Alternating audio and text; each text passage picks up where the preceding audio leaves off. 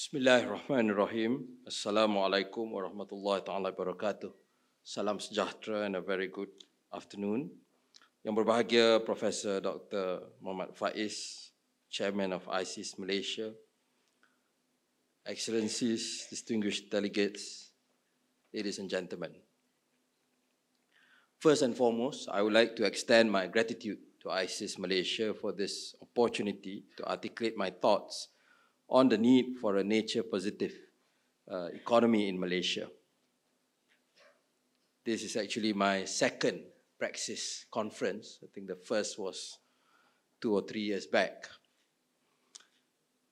A nature-positive economy, as we see it, aims to foster a sustainable development model that restores, protects, and enhances natural ecosystems while contributing to economic growth and equitable wealth generation for the people. This represents a paradigm shift from the traditional development model wherein economic objectives are paramount.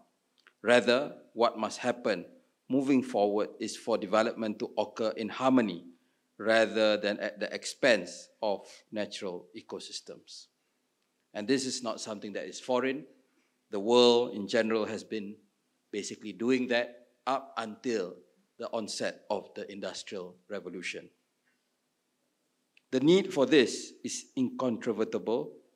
The UN has stated that climate change is the defining issue of our time, and we are at a defining moment. The Secretary General, Antonio Guterres, remarked that the era of global warming has ended and that the era of global boiling has arrived. As the planet continues to heat up, rising sea levels increase the risk of flooding and displacement. At the current rate, sea levels will be 1 to 1.6 meters higher by the end of the century. This means that in less than 80 years, between 250 to 400 million people globally will be displaced by rising sea levels. All of this seems abstract up until when I was given the task to visit flood mitigation projects in Kelantan, where in Pantai Sabak we can see over 30, 40 lots of land where there were owners once before, and the land is now part of the sea. So the land that people have bought or probably left to their families are now part of the sea. Erratic weather patterns will threaten agriculture and undermine food security. The ILO estimates that by 2050, the risk of hunger is expected to increase by 10 to 20% relative to a no climate change scenario. Furthermore, the IMF warns that in the absence of mitigation policies to address rising global temperatures, global real GDP per capita could be shaved by more than 7% by the end of the century. In terms of global public health, WHO cautions that between 2030 and 2050, climate change is expected to cause approximately 250,000 additional deaths per year attributed to malnutrition, malaria, diarrhea, and heat stress. These costs to health are estimated to range between $2 to $4 billion annually by 2030. With Malaysia historically benefiting from its wealth of natural resources, any reduction would have implications on our economy. A study by the World Bank suggests that we may lose up to 6% of our GDP should there be a collapse of the country's forestry and fisheries ecosystems. Beyond economic considerations, Malaysia also has an overriding responsibility to protect its biodiversity. As the custodian of one of the 17 mega-diverse countries in the world, our protection of the biodiversity found within our borders represent our contribution to mankind. Here, it is crucial to remember that our natural forests play a vital part in meeting our net zero aspirations as early as 2050. These forests function as an invaluable carbon sink offsetting approximately 77% of Malaysia's annual greenhouse gas emissions. Meanwhile, Malaysia's natural ecosystems supply food, water, clean air, along with protection against extreme weather and climate disasters, which will intensify in both frequency and scale. All this goes to say that our environmental security is inherently tied to our strategic interests, our economy, and the well-being of our people. Distinguished delegates, despite being a developing country and a small contributor to the global GHG emissions, less than 0.7%, Malaysia is not shirking our responsibility to the environment and the planet. We intend to reduce the intensity of GHG emissions across the economy by 45% based on GDP in 2030 compared to 2005 as part of our nationally determined contributions, NDC.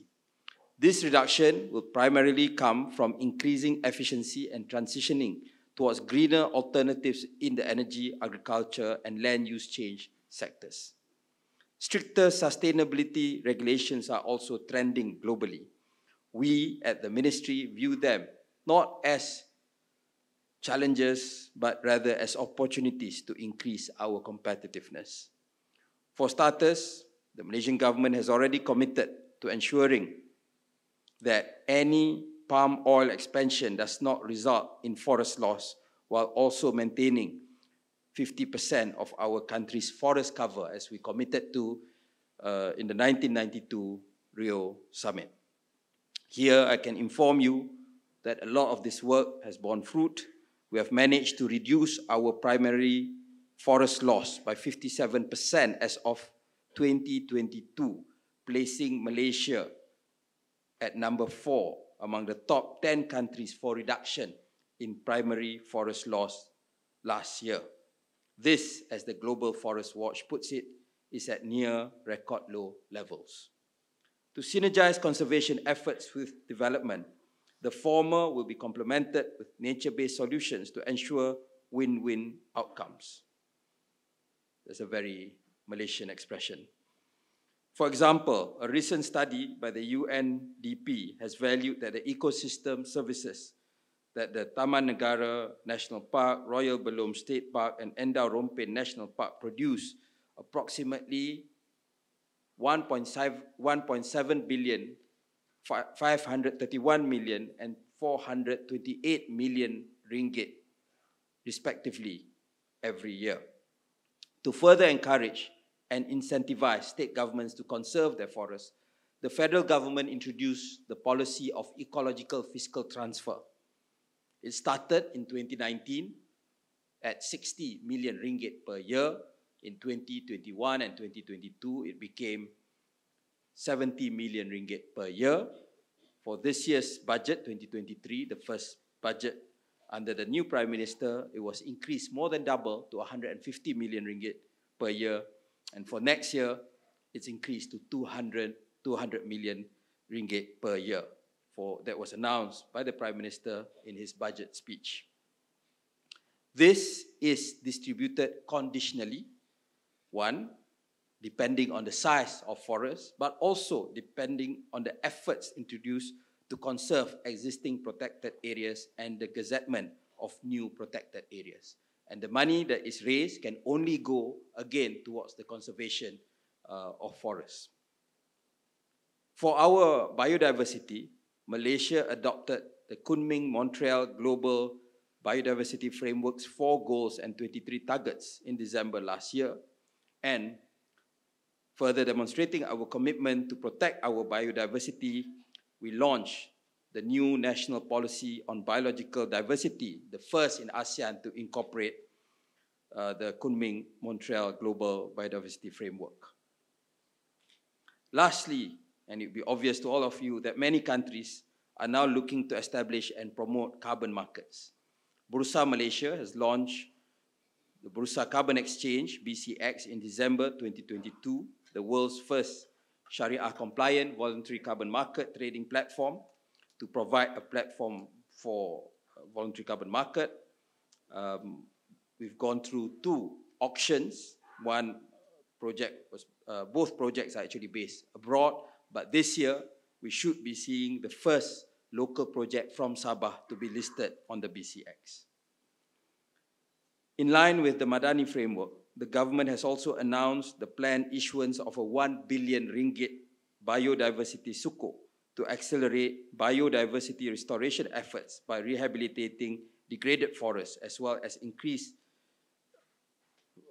for rehabilitating degraded forests. And this is a new policy, and we will follow up with details on the sukuk.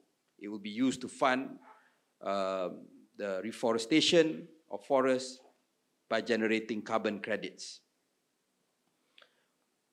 We also recognize the crucial roles of the community in biodiversity conservation.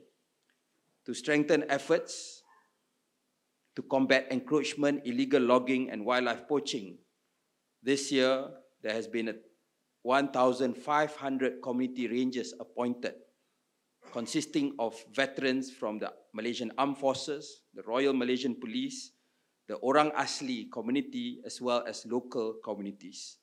And this is under what is called the Biodiversity Protection and Patrolling Program, BP3.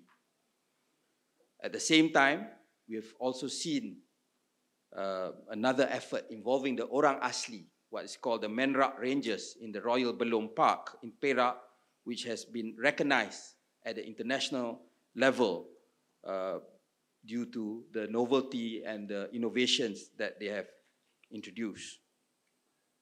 For 2024, under the new budget, the community rangers will be increased to 2,000 individuals with an allocation of 60 million ringgit. For wildlife conservation, additional efforts are being carried out through the 9 extraordinary actions for Malayan tiger conservation, which includes the formation of the National Tiger Conservation Task Force, chaired by the Prime Minister. And I must also mention the work of our national conservatories, including our conservation center in Lancang, Pahang, and Sungai, Perak.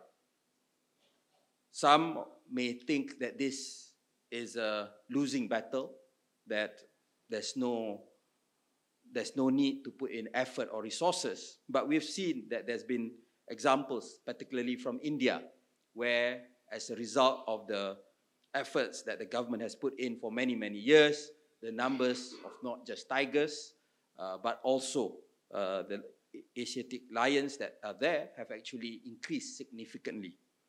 And I, again, would like to commend the Royal Belum Park for being the only center in Southeast Asia to be credited for their tiger conservation efforts under the CATS accreditation.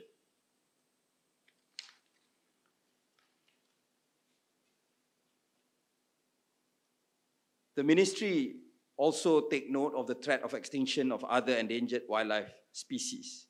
And to address this issue, the NRECC, through our wildlife department, Perhilitan, has set up conservation centers such as the National Elephant Conservation Center in Lancang, Pahang. And perhaps, in a way to make more Malaysians appreciate the importance of conservation, I just found out that, for example, our favorite durian, it's almost impossible for the durian to be pollinated without the presence of bats. Previously, they were regarded as a pest, but today, based on cameras, based on studies, it's found that the bats are actually the best form of pollinators for durians. So perhaps with durians, we can care more about our, because through durians, we can care more about the bats. And obviously, we've read about what happened with regards to COVID. All the studies show that a lot of it is related to the loss of habitat and the stress that was suffered or experienced by bats, which resulted in them shedding the COVID viruses that eventually made its way into society. Moving forward,